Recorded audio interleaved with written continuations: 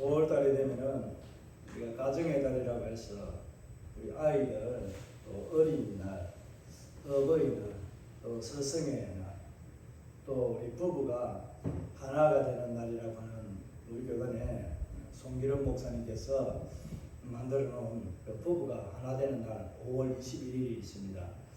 그리고 성년의 날이 자세히 모르겠는데 20일이 아마 성년의 날, 아마 이런 날들이 참 많이 있습니다.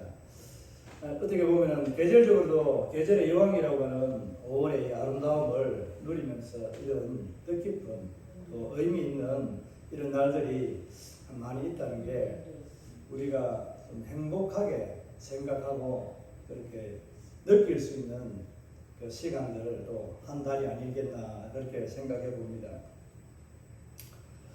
디모데 이제 전서를 다 하게 될지는 모르겠습니다만은 일단은 디모데 전서를 시작하면서 야고보서를 좀 먼저 하고 싶은 마음이 있었는데 야고보서는 제가 좀 더 깊게 집중적으로 하고 싶은 욕망이 있습니다. 그 중에 한 가지가 또 아마 아브라함에 관해서 제가 이 신학을 하면서부터 쭉 아브라함의 일대기를 쭉 한번 설교하는 것이 이게 필요하다 싶어서 자료들을 모으다가 보냈는데 아마 이번에는 잘하면은 할 것 같습니다. 우리가 예수를 믿는다는 것, 믿음으로 살아간다는 것, 참 우리가 믿음으로 산다는 것 자체도 귀중하고 아름답지만 우리가 믿음을 이야기할 때 이 믿음에 대해서는 우리가 더말할 나위 없이 참 귀한 믿음입니다. 그 무엇과도 바꿀 수 없는 아름다운 고백, 사랑이 담겨있는 이것이 바로 우리의 믿음이라고 말할 수 있습니다. 세상 사람들이 말하는 그런 믿음들도 있지만은 우리는 그리스도인으로서 하나님의 백성으로서 살아가는 우리의 삶에서 믿음이라고 말하는 이 말은 너무나도 귀하고 귀한 말입니다. 하나님을 향해서는 내가 하나님을 믿는다라고 하는 것, 그 사람을 향해서는 내가 그 사람을 인정하고 내가 받아준다라는 그런 의미, 똑같은 하나님을 믿는 것과 사람을 향해서 말하는 것 동일하게 의미를 가지게 됩니다. 물론 자녀들이나 우리 이웃 형제, 또 주변 사람들을 말할 때도 다 포함되는 말이기도 합니다. 그러나 우리 믿음으로 살아가면서 믿음에 대한 이 확신을 주는 것은 좀 쉽지 않잖아요. 그죠? 내가 믿는다는 것을 말하지만 그 상대에게 이 믿음에 대한 확실한 증거를 보여주기는 참 힘듭니다. 때로는 내가 확실한 증거를 보여줄 수도 있지만 때로는 이 확실한 증거가 아닌 좀 감춰야 될 비밀스러운 것 같은 그런 상황도 발생하잖아요. 그래서 우리가 믿음으로 산다는 것, 이 믿음의 고백은 너무나도 귀하고 아름다운 고백입니다. 여러분이 이런 믿음으로 살아가는 성도로서 이 아름다운 믿음의 고백을 할 수 있는 주인공의 반열에 서 있다는 것에 하나님께 감사하시길 바랍니다. 이 감사가 바로 우리의 믿음을 고백하고 증언하는 또 증거하는 행위가 됩니다. 오늘 말씀을 보게 되면 이 교훈의 목적은 청결한 마음과 선한 양심과 거짓이 없는 믿음에서 나오는 사랑이거늘 이렇게 5절에 말씀하고 있습니다. 디모데전서에서 시작할 때 교훈들, 다른 복음 이런 것들에 대해서 말씀합니다. 오늘 우리에게 무엇을 말해주고 있는가? 교훈들이 어떤 교훈들이 있을까? 바른 복음, 바른 교훈, 올바른 가르침 이것들은 똑같은 한 행위 안에서 나오는 하나의 표현들입니다. 여러분 예수를 믿는다라고 말하지만은 세상 사람들은요 예수를 믿는 사람들을 평가할 때 점수를 매긴다면은 다 동일할까요? 다 다릅니다. 다 달라요. 그렇다면 주 안에서 우리가 서로를 평가한다는 이 기준으로 이제 사람을 갈라치게 하는 그런 의미에서 하는 것이 아니라 냉정하게 우리의 신앙의 사람들에서 믿음이라는 것을 말할 때에 이 교훈을 올바른 복음의 교훈을 따라가고 있는가라고 말할 때에 점수를 매긴다면은 여러분이 상대를 서로가 1대1로 객관적으로 하는 것이 아니라 내 한 사람이 다른 사람들에 대해서 전부 모두에게 신앙 평가를 한다면 점수를 몇 점을 줄 수 있을까요? 아마 다 다를 거예요. 거기에 내가 좀 좋아하는 사람은 좀 못해도 점수를 좀 더 줄 수 있고 그렇지 않을까 생각을 해봅니다. 그래서 우리가 바른 길, 정도를 걷는다는 것은 말은 우리가 믿음의 바른 길을 걸어가자. 또 이것을 떠나서 세상 사람들은 우리가 바른 길, 정의의 길을 걸어가자 이렇게 합니다. 그렇게 말하지만 구호를 외치듯이 그렇게 살아가는 사람이 있는가 하면은 마음속으로만 다짐하면서 살아가는 사람도 있습니다. 때로는 이것을 완전히 저버리고 딴 길로 가는 사람들도 있습니다. 그런 사람들을 우리는 못됐다, 나쁜 사람이다 이런 표현들을 하게 됩니다. 우리가 말하는 다른 길을 가는 그 사람이 바로 내가 아닐까 한번 생각해 봐야 되지 않을까 싶습니다. 신앙인이라고 해서 무조건 하고 다 내가 믿음의 정도를 걸어가고 있는 올바른 신앙을 가진 성도라고 말할 수 있을까요? 자부할 수 있을까요? 제가 볼 때는 제 자신도 그렇지만은 모두가 60점이 안 넘어간다고 저는 생각합니다. 거의 빠르게 가까운 평가, 우리 학력이나 이런 거 평가할 때 합격점의 기준점이 60점이잖아요. 자격증도 마찬가지고. 이런 합격점이 60점임에도 불구하고 그 점수에 오락가락 할 정도, 미달될 정도가 아닌가 제 자신을 생각해도 저는 그렇게 생각합니다. 그래서 믿음의 표대를 향해서 우리에게 주신 하나님의 말씀을 따라서 듣고 순종하기 위해서 듣습니다. 말씀을 읽을 때도 이 말씀이 내게 지혜가 되기를 원해서 내가 아는 지식으로 자리 잡게 하기 위해서 듣고 읽는 것이 아니라 하나님의 말씀을 따라서 살아가기 위해서 읽습니다. 거짓말 같은지 모르겠지만 여러분 하나님의 말씀을 대할 때는 그 말씀을 내게 주시는 하나님의 음성으로 듣고 그대로 순종하기 위해서 듣고 읽고 그렇게 하나님의 말씀을 대하시기를 바랍니다. 오늘 이 말씀을 생각하면서 우리가 정말 사랑한다는 말을 많이 하잖아요. 그 믿음에 어떻게 보면 동의어가 사랑한다는 말과 동일합니다. 오늘 처음 듣는 이야기일 수도 있겠습니다만 믿음의 동의어가 사랑이라는 말과 동일하다고 그렇게 표현하는 사람이 거의 없을 겁니다. 제가 안 들어봐서 모르겠는데 저희 외에도 많은 사람들이 이야기할 수도 있고 아니면 저만 또 삐뚤어지게 다르게 또 표현할 수도 있습니다. 왜 제가 믿음은 사랑이라는 말과 동일하다고 생각하는지 믿음이라는 것은 내가 상대를 믿는 그 말을 표현하는 거잖아요. 우리 입술로 드러나고 우리가 들을 수 있고 볼 수 있도록 보여주는 거잖아요. 사랑 역시 마찬가지거든요. 사랑을 주는 대상이 내가 믿지 않고 내가 신뢰하는 자에게 사랑을 줄 수 있습니까? 사람으로서는 잘 안 됩니다. 그죠? 우리 하나님은 그게 가능하잖아요. 미워 죽겠는 우리를 완전히 사망으로 단절된 우리를 향해서 그 아들 독생자 예수까지 보내주시기를 마다하지 않으신 우리 성부 하나님이십니다.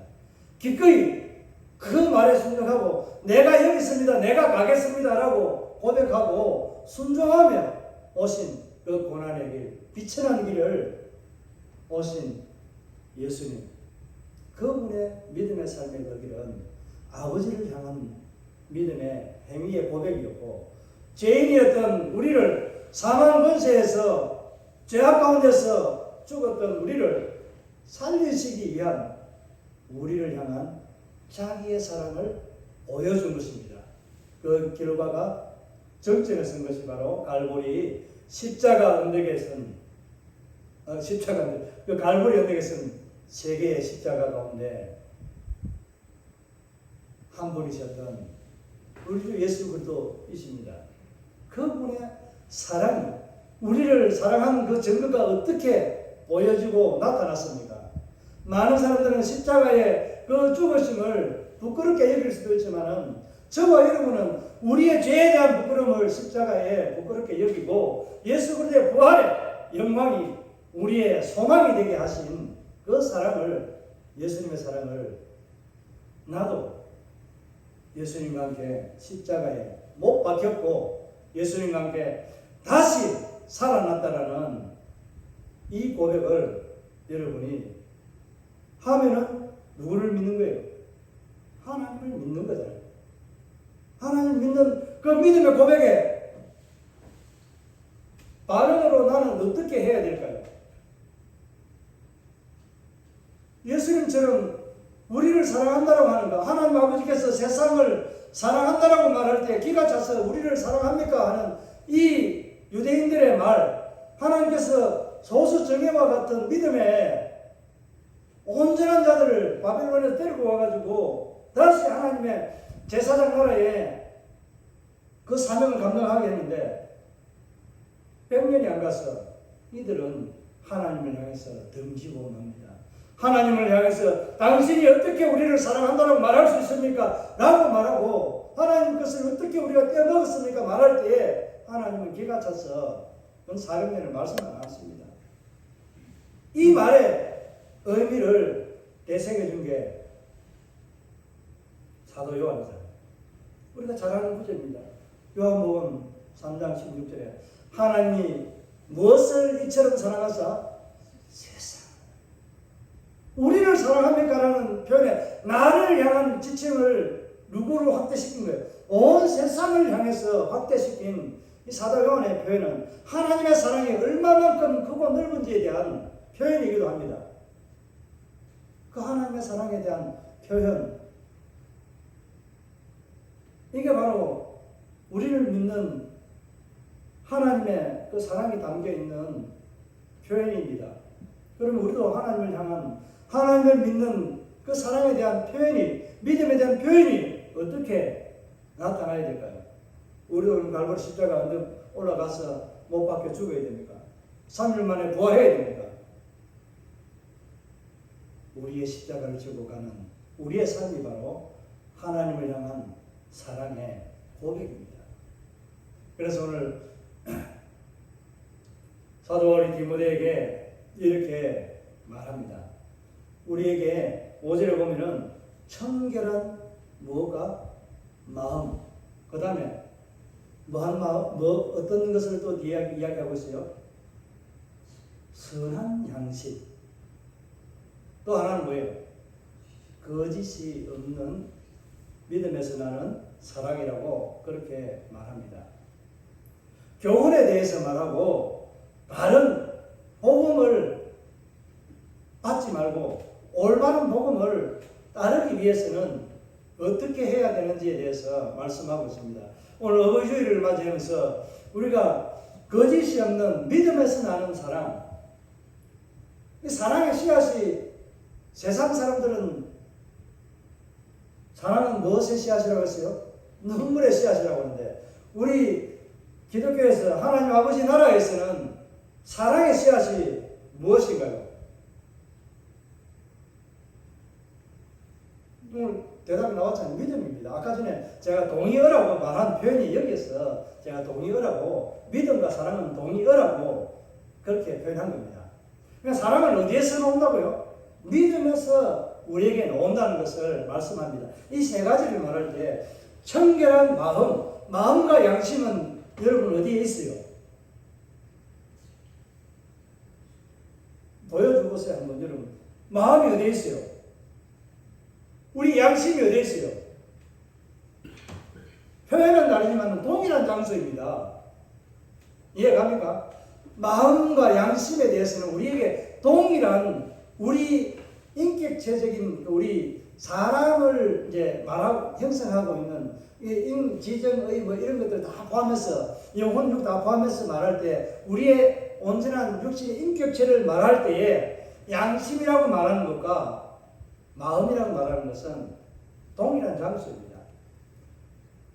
사용되는 방식이 좀 다르다고 그렇게 볼 수 있습니다. 마음은 우리의 무엇을 이야기할까요? 정신적인 거 이런 것들을 지배한다고 보시면 됩니다. 그러니까 우리 생각이나 이런 것들이 뇌에서 일어난 것들이 내 마음에 뜨겁고 감동한다는 이런 표현을 쓰잖아요. 우리의 마음이 요동친다. 때로는 심장이 울렁불렁하고 하는 이런 것들을 말할 때도 내 마음이 요동친다는 표현을 쓰잖아요. 또 그리고 우리의 양심이라고 말할 때 여러분 양심을 이야기할 때 내 양심이 이렇게 이야기합니다. 그러니까 내 양심이라고 이야기하잖아요. 이것은 도덕적인 것을 의미합니다. 그러니까 방식의 하나는 우리에게 지적인 것, 정서적인 이런 측면에서 이야기할 때 마음이라고 이야기하고요. 우리에게 양심이라고 이야기할 때는 머리로서 깨달아지는 것 말고 우리가 도덕적인 측면에서 이 같이 나눌 수 있고 할 수 있는 어떤 그런 내용들입니다. 우리가 여기서 이제 그 양심이라고 하는 이 단어가 어떤 단어냐는 것이 중요합니다. 양심이라는 이 단어는요, 함께 또 어떤 단어가 있겠습니까? 함께 뭐 한다고요? 함께 공유한다, 함께 안다 이런 의미가 있습니다. 그러니까 나도 알고 너도 알고 모든 사람이 알고 똑같이 나눌 수 있는 것이 뭐다? 양심이라는 거예요. 그러니까 도덕적인 측면에서 너는 양심도 없냐라는 질문들 하잖아요. 사람들이. 이런 양심도 없는 사람이야. 수학하네. 이렇게 말하잖아요. 이게 도덕적인 측면에서 너도 나도 함께 알고 함께 똑같은 생각이라든지 똑같은 것을 말할 수 있는 기준이 공통점이 있는 것을 양심이라고 이야기하는 겁니다. 사도 바울이 왜 청결한 마음과 선한 양심을 언급하면서 거짓이 없는 믿음에서 나는 사랑이라고 그렇게 말했을까요? 이건 단 한 가지입니다. 믿음은 우리의 마음에 청결하게 하려면 무엇을 채워야 돼요? 내 마음에 더럽고 지저분한 죄의 성분을 치워내고 내 마음의 자수에 뭘 채워내야 될까요? 예수 그리스도 하나님의 말씀이 내 안에 채워져야 돼요. 내 마음에 하나님의 말씀이 채워지지 않으면 정결함이 없는 거예요. 왜 하나님의 말씀이 내 안에 들어오면 정결할까요? 하나님은 거룩하다고 말씀합니다. 내가 선 곳은 거룩한 곳이니 너는 신발을 벗으라 라고 말합니다. 아브라함 앞에서는 하나님께서 믿음에 대해서 이야기하시면서 너는 내 앞에서 완전하라고 할 때 그때도 똑같은 거룩함이라는 정결하다는 이런 의미로 말씀하고 있습니다. 우리는 하나님 앞에 설 때 정결한 모습으로 서는 것이 아니라 정결한 자로 서게 됩니다. 여러분 하나님 앞에 설 때 정결한 모습으로 나갑니까? 단정한 모습으로 나갑니까? 정결한 자로 하나님 앞에 나아갑니까?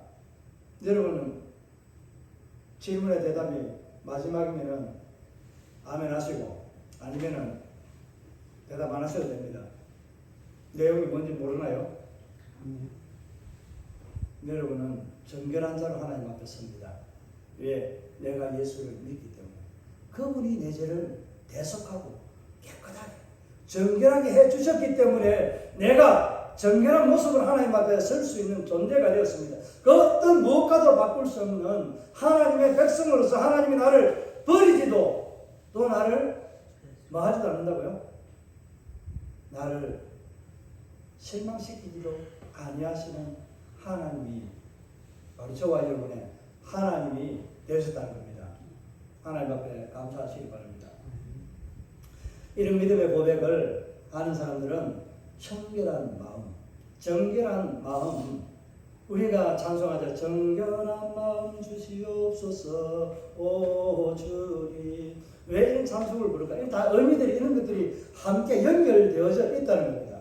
그래서 우리는 정결한 마음을 가지는 자가 되어야 됩니다. 이 정결한 마음은 내게 있는 모든 죄악의 것은 던져버리고 뭐로 채워내야 돼요?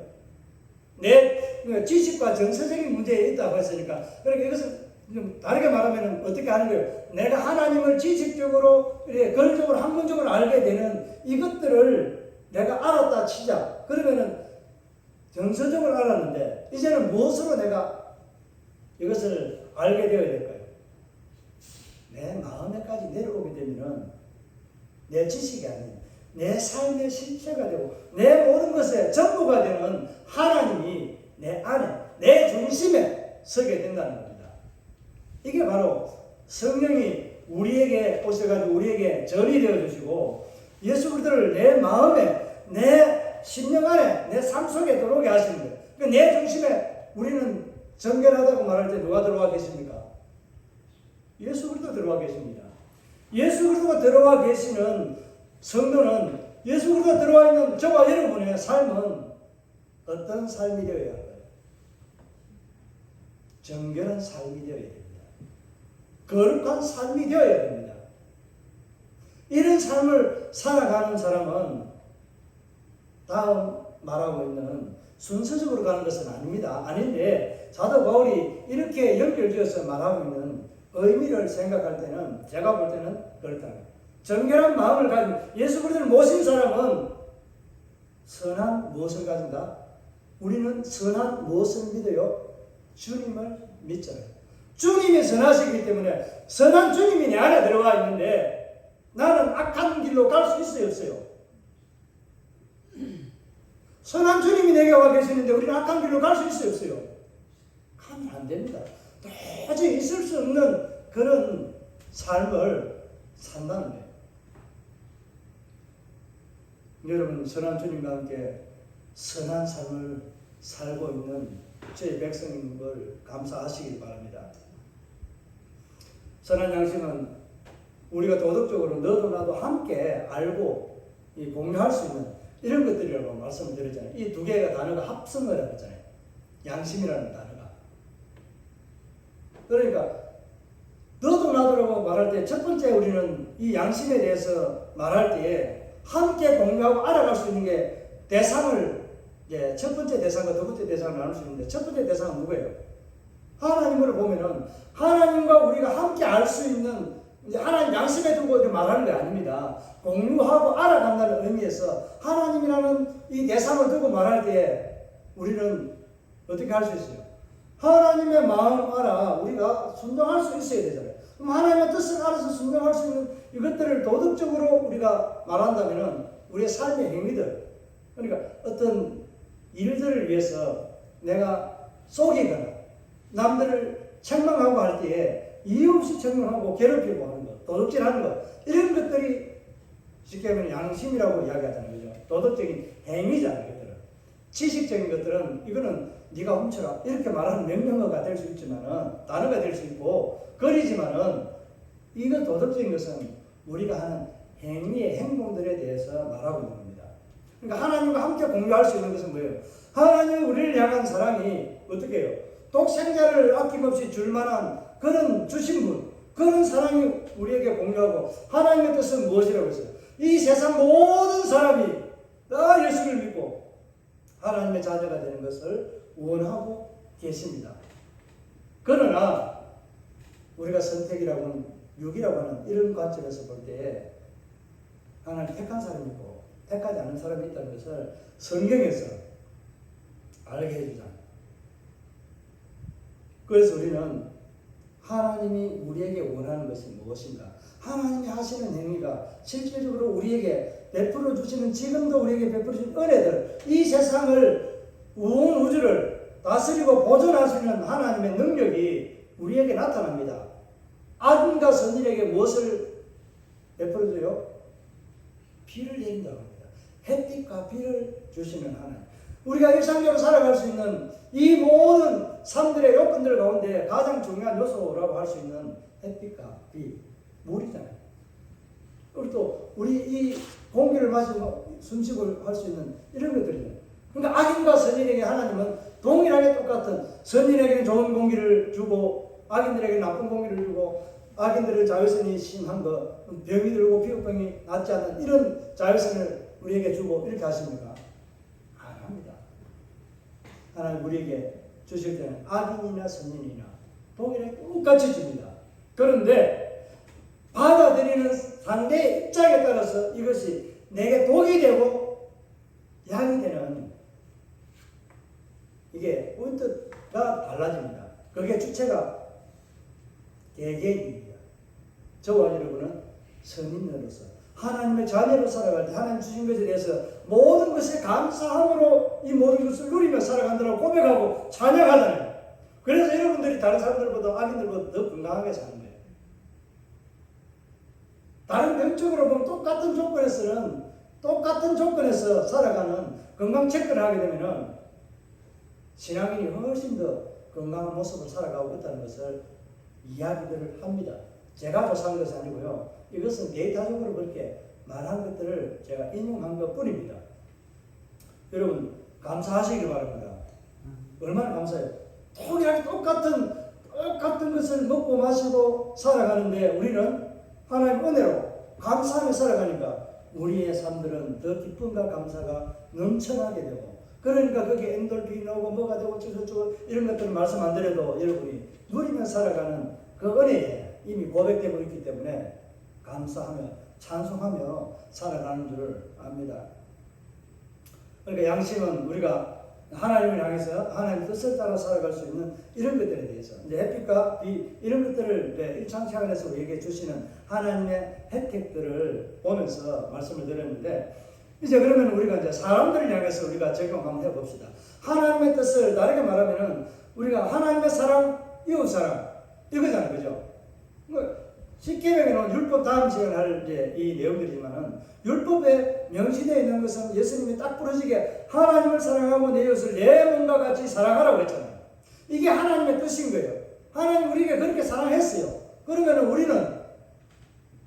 우리는 사람들을 향해서, 성도를 향해서 빈부나 귀천을 따지면서 우리가 사랑을 대하고 사랑해야 될까요? 느끼고 알잖아요. 양심이 있는지 없는지 말할 때 이런 이 양반이 양심에 털도 안 난 사람이네 이렇게 이야기하잖아요. 다르게 말하면 적당하게 어느 정도 우리가 수준에서 공감할 수 있는 행위들은 그냥 우리가 듣고 넘어간다라고 말할 수 있습니다. 일상에서. 좀 도가 지나치니까 뭐예요? 우직고 양심 없는 사람이라고 말하잖아요. 여러분은 하나님을 향해서는 사랑받는 자이고 세상 사람들을 향해서, 성도들을 향해서, 내 이웃과 형제 자매들을 향해서는 사랑하는 자인가 라는 것을 한번 꼭 생각해 보시기 바랍니다. 오늘 부모님의 사랑이 바로 이와 같은 거예요. 나는 받지 못하지만은 자녀들을 향해서 한없이 주고 싶고 못 줘서 안달이 나는 게 부모의 사랑이에요. 이게 바로 하나님 아버지의 사랑이잖아요.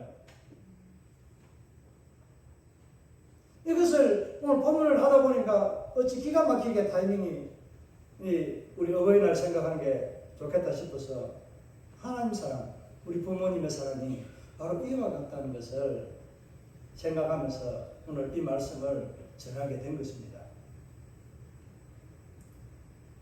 사람을 향해서는 그 말씀을 들지 않아도 우리가 생각할 것이, 내 자신을 돌아보면 나는 어떤 사랑에 이 그릇을 가지고 있고 어떤 사랑을 하고 있는지에 대해서 잘 알 수 있잖아요. 사랑은 더 가지지 않는 것, 물에 힘지 않냐고. 그 사랑은 내 이웃을 향해서 무조건 덮어주고 품어주고 안아주고 싶은 게 사랑입니다. 여러분 이런 사랑 받고 있잖아요. 부모로서 그런 사랑을 자녀들을 또 해보았잖아요. 그 사랑이 영원히 식지 않고 예수 그리스도의 이름으로 행해지는 아름다운 사랑으로 이어지기를 주의 이름으로 축복합니다. 이제 결론적으로 거짓 없는 무에서 나는 사랑, 믿음에서 나는 사랑. 믿음에서 나는 사랑. 이제는 말씀을 안 드려도 대충 이해가 가죠. 그러니까 거짓이 없다는 이 표현을 사도 바울이 왜 꼭 넣었는지 한번 가서 물어보시기 바랍니다. 거짓이 없다는 것은 이 두 가지를 말하는 마음과 양심이라는 것에 대해서 어떻게 하다는 거예요. 정말로 하나님의 말씀의 기준에 맞는 행위들을 하고 그 삶에서 벗어나지 않는 하나님 사랑, 이웃 사랑에 대한 너무나도 정도를 걸어가는 그런 삶을 거짓이 없는 믿음이라고 말하는 거예요. 우리의 믿음은 출발이 어디예요? 거짓이에요? 청결함에서 시작됩니다. 우리의 마음에서 고백되어지는 그 믿음의 고백이 청결해야 되고 예수 그리스도가 내 안에 들어오기 때문에 선한 주님을 믿는 우리의 선한 양심이 나를 이끌어갑니다. 그래서 저와 여러분의 삶은 청결한 마음, 정결한 마음, 또 그리고 우리는 선한 주님을 닮아서 선한 주님의 양심을 따라서, 주님이 양심이 있다는 말이 아닙니다. 우리는 주님과 함께 하나님과 함께 공유할 수 있는 것에 대해서 말하기 때문에 앞에 내용들을 이해하시고 우리 선한 주님을 믿네, 선한 양심을 가지신 그런 분, 선한 양심이라고 말할 수 있는 저와 여러분의 삶이 신앙으로 믿음으로 고백되어지는 이 행위가 사랑으로 이어지기를 주의 이름으로 축복합니다. 자, 말씀을 정리하면은 뒤에 말씀도 있지만은 이것을 우리가 이 정결한 마음, 또 우리가 선한 양심을 가지지 않고 거짓에서 나는 올바른 믿음의 고백이 없는 삶으로 하는 것은 허영이고 가식이고 사람을 영혼을 죽이는 그런 사랑을 하게 됩니다. 그 잘못된 사랑, 삐뚤어진 사랑이 그 자녀를 어떻게 해요? 망가치게 됩니다. 우리가 가지는 잘못된 삐뚤어진 올바르지 않는 복음, 그것으로 인해서 그 영혼이 죽잖아요. 그 영혼이 어떻게 죽는지 여러분 꼭 설명을 드려야 됩니까? 사회비 이단 교준들에 대한 그런 헛된 사랑에 빠져가지고 정명석이와 같은 그런 사람들, 이만희와 같은 사람들 얼마나 많아요. 신천지나 이런 사람들이 많은 사람들, 세월호나 이런 사람들을 그 아이들을 수장해버렸어요. 그럼에도 불구하고 우리는 왜곡된 신앙과 왜곡된 지선에서 보고 앉아있다니까요. 이거 어떤 한 정부의 잘못이 아니에요. 한 잘못된 집단에 자기들의 욕구와 그 양심을 저버리고 만든 잘못된 거짓된 사랑으로 인한 거예요. 이건 사랑이 아닌 거예요. 이런 행위를 하게 되면 죄악의 선자들이 되지 않기 위해서는 우리는 바른 복음을 알아야 되고 바른 교훈을 받아야 됩니다. 이 바른 교훈을 받으려고 하면은 우리는 주님이 내 안에 들어와야 되고 예수 그리스도 내 안에 들어와야 되고 예수 그리스도의 그 선하심을 닮아가는 그런 하나님의 뜻을 알아가는 삶을 살아갈 때에 내 안에는 거짓이 없는 진실한 하나님의 말씀이 내 안에 고백되어지고 삶으로 나타나는 것이 바로 사랑입니다. 바로 예수 그리스도 그분이 이렇게 사시고 우리에게 본을 보여주셨기 때문에 우리는 예수님을 닮아가는 삶이 바로 우리 거짓 없는 믿음에서 나는 사랑이라고 말할 수 있습니다. 오늘 저와 여러분은 거짓이 없는 이런 삶에 살아가고 있는지 한 가지 질문을 하면서 말씀을 마치도록 하려고 합니다. 여러분 거짓이 없는 믿음에서 나는 사랑이라고 했는데 내가 사랑을 증거하기 위해서 내가 이 믿음이 거짓인지 참인지 이것을 증명하기 위해서 사랑을 합니까? 사랑의 행위를 합니까? 아니면은 내가 하나님 아버지께로부터 받은 사랑이 너무나도 귀하고 말할 수 없이 너무나도 존귀하고 크기 때문에 그 은혜에 보답하기 위해서 믿음에 선하는 사랑을 참 사랑을 하게 되는 겁니까? 여러분 믿음은 증거하기 위해서 나타내는 사랑의 행위가 아닙니다. 하나님 앞에 받은 은혜와 사랑이 너무 귀하고 존귀하고 어찌 보답할 수 없기 때문에 내가 받은 사랑, 하나님께로 받은 사랑, 세상을 향해서 흘러가는 겁니다. 흘러보내기 위해서, 하나님의 그 사랑을 흘러보내기 위해서 내가 통로가 되는 믿음의 도구가, 내 믿음의 입술의 고백이 여러분을 향해서 사랑이 나타나고 거짓 없는 참 사랑, 진실한 사랑이 여러분 안에서 일어나게 하고 그 사랑을 받는 자에게 하나님의 은혜와 감동이 나타나게 한다는 사실입니다. 여러분 참 사랑을 나타내는 여러분 안에 참 믿음이 고백되고 참 교훈이 바른 복음이 여러분을 이끌어가는 삶의 기준점이 되기를 바랍니다. 그분이 바로 예수 그리스도입니다. 예수 그리스도를 따라 그분을 따라서 믿음을 보여주기 위한 행위적인 그런 삶이 아닌 내 안에 있는 예수 그리스도 그 선한 주님을 나타내는 삶의 행위로 믿음의 고백이 있는 진실한 사랑을 나누는 저와 여러분의 삶이 되기를 바랍니다. 마지막으로 우리 어머니에게 받았던 사랑, 부모에게 받았던 사랑, 다시 한번 자녀들에게 또 나누어주는 사랑 다 하셨지만 아직도 내가 존재하고 있기 때문에 그 사랑 자녀들과 또 이웃을 향해서 더 크게 한번 뜻을 세워서 베풀 수 있는 아름다운 믿음에서 나오는 참 사랑을 전하는 주인공이 오늘부터 한번 되시기를 주의 이름으로 결단하고 하기를 축복합니다. 우리 말씀을 생각하면서 결단하는 시간 좀 가지려고